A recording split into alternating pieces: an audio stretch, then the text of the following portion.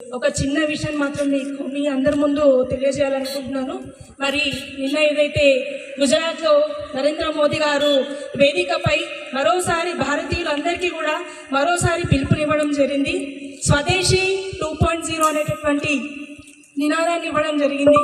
మరి ఏదైతే అమెరికా ప్రభుత్వం మరి వీసా పైన H1B పైన మరి $1,500 నుంచి $1,00,000 మరి భారతీయులు వస్తే ఖచ్చితంగా $1,00,000 పెంచడం అనేది ఏ విధమైనటువంటి నిర్ణయాన్ని తీసుకున్నారో మరి మనమందరం కూడా కలిసి కట్టుగా ఉండి ఖచ్చితంగా విదేశీ వస్తువులను బహిష్కరించి స్వదేశీ వస్తువులను మనమందరం ప్రోత్సహించినట్లయితే మన దేశం అనేది ఇంకా ముందుకెళ్ళేటటువంటి అవకాశం ఉంటుంది.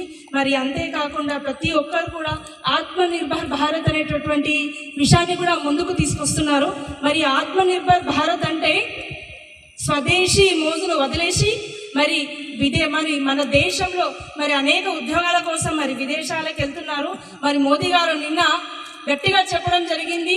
మరి అందరూ కూడా భారత్లో ఉండి భారతదేశాన్ని ముందుకు తీసుకెళ్లవలసినటువంటి బాధ్యత మనందరిపై ఉంది. కాబట్టి అందరూ కూడా ఆత్మనిర్భర్ దిశగా అందరం అడుగులు వేయాలనేసి చెప్పడం జరిగింది. అది ఒక్కరు అనుకుంటే సాధ్యం కాదు. ప్రతి ఒక్కరూ ఈరోజు ఏ విధంగా ముందుకు వెళ్ళి దేశాన్ని ముందుకు తీసుకెళ్లే విధంగా మన బంగారు భారతదేశం మన చేతిలో ఉంది. కాబట్టి దయచేసి అందరం కూడా వీళ్ళంత వరకు స్వదేశీ వస్తువులను వాడదామనేసి తెలియజేసుకుంటున్నాను.